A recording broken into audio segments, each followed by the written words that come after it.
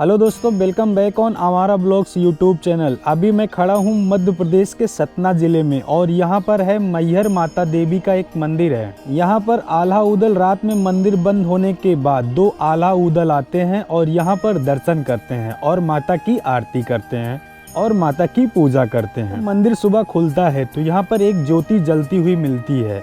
ये मंदिर है माता मैहर देवी का मंदिर। और यहाँ पर कैसे आए, रहने खाने पीने की व्यवस्था कैसे करें, यहाँ पर रूम कैसे लें, यहाँ पर कैसे पहुँचे, मंदिर में दर्शन कैसे करें, ये सारी जानकारी आज की इस वीडियो में हम आपको देने वाले हैं। और वीडियो के लास्ट में अगर वीडियो पसंद आए तो कमेंट सेक्शन में जय माँ शारदा लिखना और वीडियो को जरूर से जरूर लाइक करना, शेयर करना एंड सब्सक्राइब करना। तो चलिए आपको माता शारदा देवी का दर्शन करवाते हैं।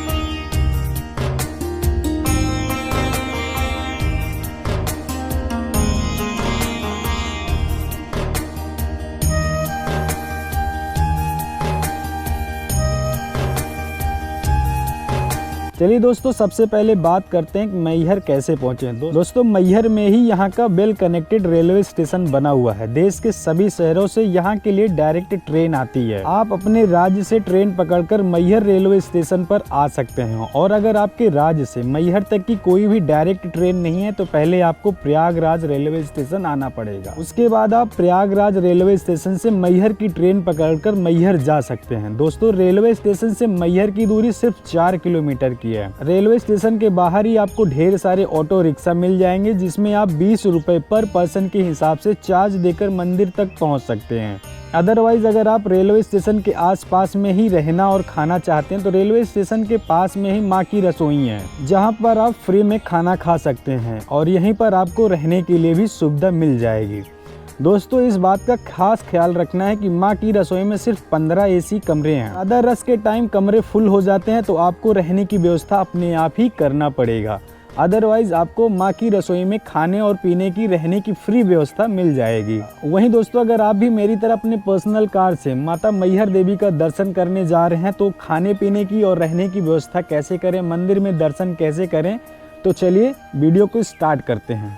दोस्तों, मैं मैहर पहुंचा था रात में 8 बजे। रात में 8 बजे पहुंचने के बाद मैंने यहां पर होटल का रेट पता किया। तो सबसे पहले मैं माँ यात्री निवास में गया जहां पर मुझे 500 रुपए का कमरा मिल रहा था, लेकिन थोड़ा सा वो कम अच्छा था। उसके बाद आप मेरे लेफ्ट हैंड में देख रहे हैं कस्तूरी होटल, जहां पर होटल अच्छा तो था लेकिन वो महंगा था, जो मेरी बजट के बाहर था। जिनके यहाँ रहने के लिए 4 लोगों के लिए आपको 2000 रुपए पे करना पड़ता और जिसमें सिर्फ 2 लोग ही सो सकते थे। उसके बाद मैं होटल नीलाक्षी गया जहां पर मुझे कमरे पसंद आ गए।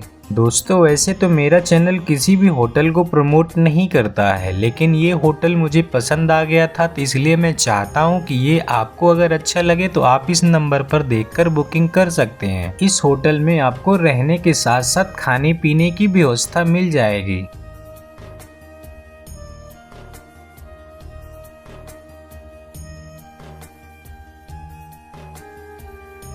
दोस्तों, अब बारी आती है कि रूम में क्या क्या फैसिलिटी है, वो चीज़ मैं आपको दिखा दूं। तो सबसे पहले आप यहां पर एसी देख सकते हैं और टीवी देख सकते हैं। और इस तरह से ये हमारा बेडरूम है जहां पर 4 तकिया लगा हुआ है और हम 4 पर्सन बड़े आसानी के साथ यहां पर सो सकते हैं। तो दोस्तों, ये जो रूम है इसके जो मालिक हैं वो 1000 रुपए हमसे मांग रहे थे, लेकिन हमने इनसे 100 रुपए का डिस्काउंट करवा ही लिया तो ये रूम हमें 900 रुपए का पड़ा है। और यहाँ पर इस तरह से दीवार में इन्होंने स्टिकर लगा रखा है जो कि देखने में बहुत ही ज़्यादा अच्छा है। और इस रूम में यह खासियत थी, अगर आपके साथ कोई महिला पर्सन है जो प्राइवेट में अपना मेकअप वगैरह करना चाहती थी या प्राइवेट में अपने कपड़े रखना चाहती हैं तो यहाँ पर उनके लिए ये फैसिलिटी यहाँ पर उपलब्ध है। तो जैसा कि आप देख सकते हैं, मैंने भी अपने यहाँ पर जो भी सारे सामान थे रखे हुए थे। उसके बाद ये है वॉशरूम। इनका जो वॉशरूम था और बाथरूम था दोनों एक में ही अटैच था, जो कि बहुत ही ज्यादा नीट एंड क्लीन था। दोस्तों, आज तक मैंने अपने किसी भी वीडियो में किसी भी रूम के बारे में इतनी जानकारी नहीं दी है, लेकिन अगर आपको ये रूम पसंद आता है तो आप यहाँ पर जाकर अपने मन पसंद के हिसाब से रूम ले सकते हैं। रूम लेने के बाद हम लोग बहुत थके हुए थे तो हम लोग अपने बेड पर जाकर सो गए और सुबह जाएंगे माता का दर्शन करने के लिए।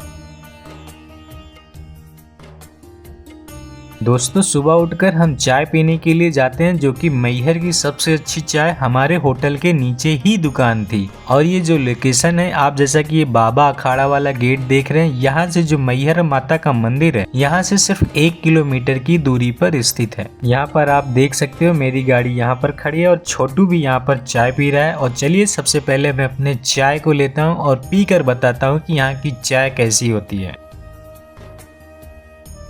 यहाँ पर आपको सिर्फ 10 रुपए में चाय मिलेगी। दोस्तों यहाँ की जो चाय है वो बहुत ही ज़्यादा टेस्टी है और जो चाय बनाते हैं वो एक दादा हैं और जो कि पूरी रात चाय बनाते हैं यहाँ पर। तो चलिए दोस्तों, मंदिर में दर्शन करने से पहले यहाँ के एक स्कैम की बात कर लेते हैं।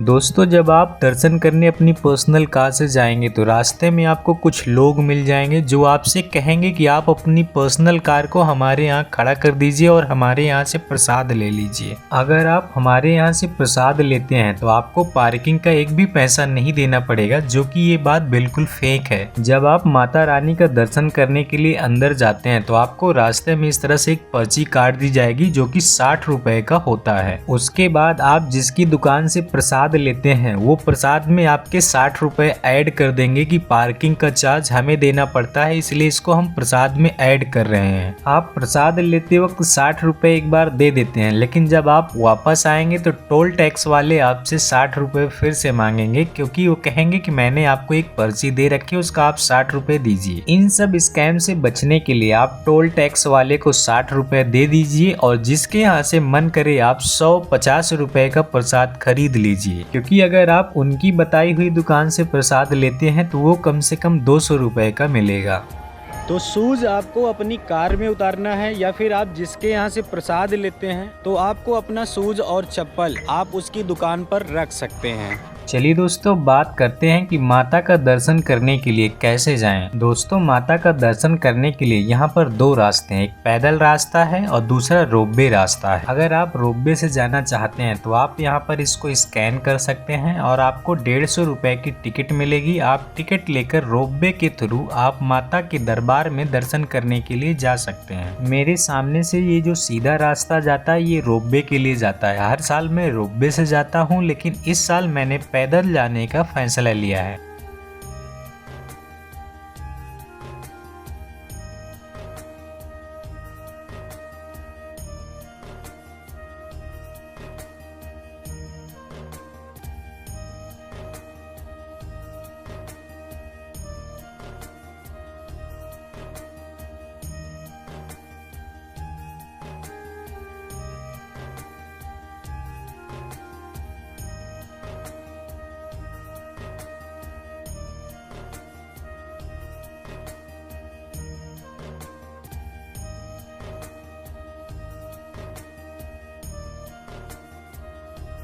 दोस्तों पैदल जाने के लिए आपको 1064 सीढ़ियां चढ़नी पड़ती है और इस सफर को आप आधे घंटे में आसानी के साथ पूरा कर सकते हैं। दोस्तों सीढ़ियां चढ़ते वक्त अगर आपको थकान महसूस होती है तो इस तरह से विश्राम स्थल बनाए गए हैं जहां पर आप आराम कर सकते हैं। थोड़ी देर बाद जब 1064 सीढ़ियों को आप पार करेंगे तो इस तरह से आपको मां शारदा का गेट मिल जाएगा, जहां पर भक्त जनों की भीड़ लगनी शुरू हो जाएगी।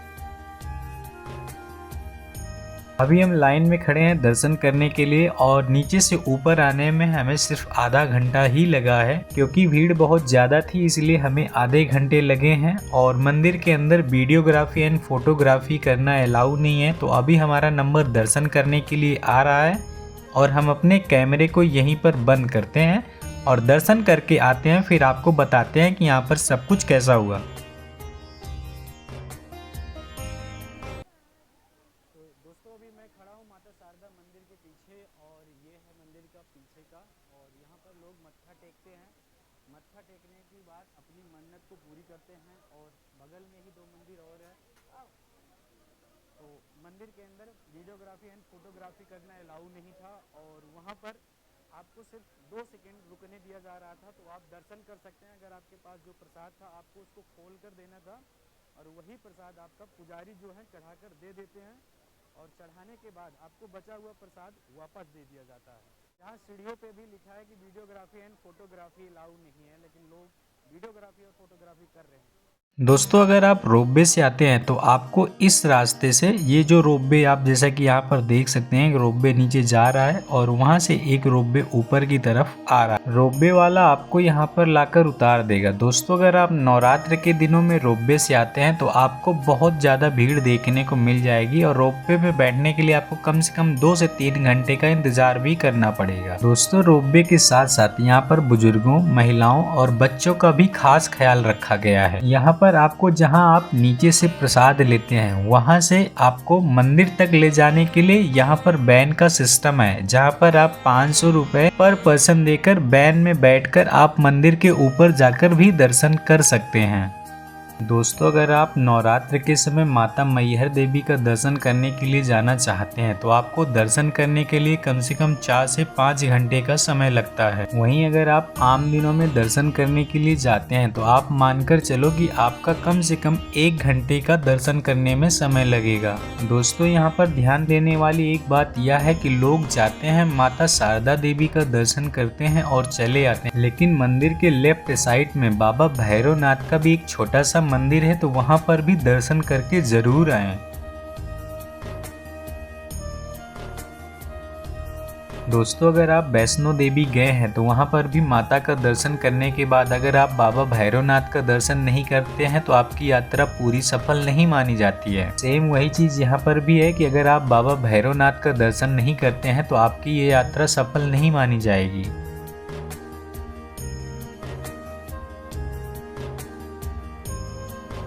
चलिए दोस्तों बात करते हैं खाने पीने की। दोस्तों अगर आप भी मेरी तरफ फ्री में खाना चाहते हैं तो जहां से आप रोपवे लेते हैं वहीं बगल में एक काउंटर है जहां पर आपको फ्री में खाना खिलाया जाता है। दोस्तों यहां पर आपको खाने में सिर्फ खिचड़ी ही खिलाया जाएगा जो कि बहुत ही ज़्यादा टेस्टी होता है। आप अपने हिसाब से जितना चाहें उतनी खिचड़ी खा सकते हैं। दोस्तों इसे आप एक तरह से लंगर या फिर भंडारा समझ सकते हैं, लेकिन खिचड़ी खाने के बाद अगर आपके पास 5 रुपए ही है तो आप यहाँ पर जरूर डोनेट करें, जिससे कि ये भाई साहब किसी और को भी खाना खिला सकें। जिसके पास खाने के पैसे नहीं हैं तो ये भाई साहब उनको फ्री में खाना खिला सकें।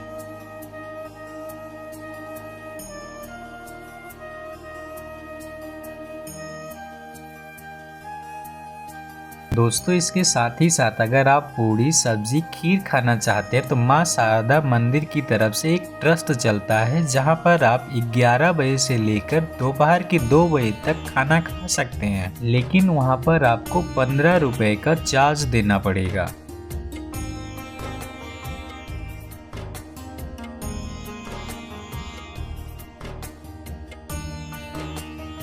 तो दोस्तों इस वीडियो को अब हम यहीं पर बंद करते हैं और हमारे हिसाब से हमने आपको सारी जानकारी दे दी है। अगर आपको वीडियो पसंद आए तो प्लीज़ मेरे चैनल को लाइक करना, शेयर करना, सब्सक्राइब करना